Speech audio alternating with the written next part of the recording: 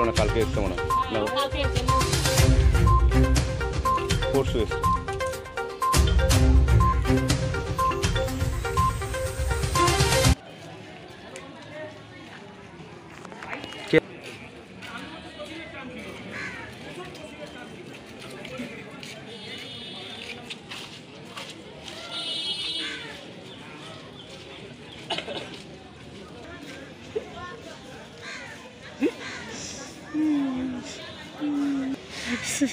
একটু দেখলাম না জিয়ন্ত গেল।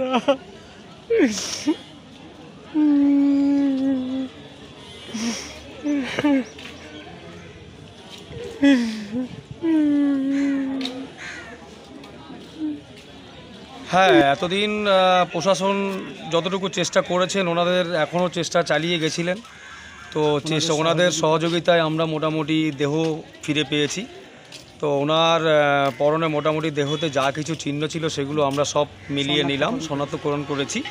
তো এখন আমরা সব কিছু চিনতে পেরে এখন আমরা আইডেন্টিফাই করছি, আমরা যেন বডিটা তাড়াতাড়ি যেন পোস্টমর্টম করে যেন আমাদের নিজের হাতে পাই, যেন আমরা ওনার সব ক্রিয়াকর্মটা যেন তাড়াতাড়ি করতে পারি, এই আর কি। আপনার নাম? আমার নাম তারক দাস।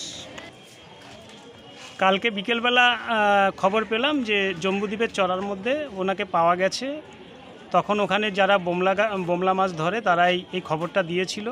দেওয়ার পর সেটা আমাদের প্রশাসনরা তো ওরা ওয়াকেবহাল ছিল এই কাজের জন্য, যে এই নিখোঁজ ব্যক্তিকে কিভাবে পাওয়া যায়। তারা আমাদেরকে যথেষ্ট সহযোগিতা করেছেন। আজকে সকালবেলা থেকেই ওনারা এই লাশটাকে ওখান থেকে তোলার জন্য বিভিন্ন রকমের যে কার্যক্রম করার তা করেছেন, করে সেই লাশটাকে দারিংনগর হসপিটালে নিয়ে যান। তখন আমরা খবর পেয়ে দারিংনগর হসপিটালের দিকে যাই, দেখি লাশটাকে ওখান থেকে যথারীতি বের করে নিয়ে আসেন একটা মেশিন ভ্যানে করে। তা ওই ড্রাইভারকে জিজ্ঞেস করা হলো যে এটা কি, বললো যে উনিও বললেন যে লাশটা হারিয়ে গিয়েছিল, পাওয়া যায়নি। 9 জনের মধ্যে 8 জন পাওয়া গিয়েছিল, যে একজন বাকি ছিল সেই লাশটাই আমরা পেয়েছি। আর এটা শনাক্তকরণ করবে কাকদ্বীপ হসপিটালে। তখন আমরা আবার ওখান থেকে রিটার্ন কাকদ্বীপ হসপিটালে চলে এসেছি।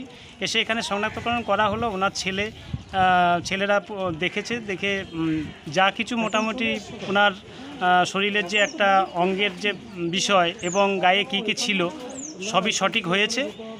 এবং প্রশাসন আমাদেরকে যাতে তুলে দেয় তার জন্য আমরা আমাদের শ্রী রামকৃষ্ণ গ্রাম পঞ্চায়েতে গিয়ে সেখান থেকে লিখিত দরখাস্ত করে প্রধানের সিগনেচার করিয়ে আমরা যথারীতি চলে এসেছি। আপনার নাম? আমি অঞ্জন চক্রবর্তী।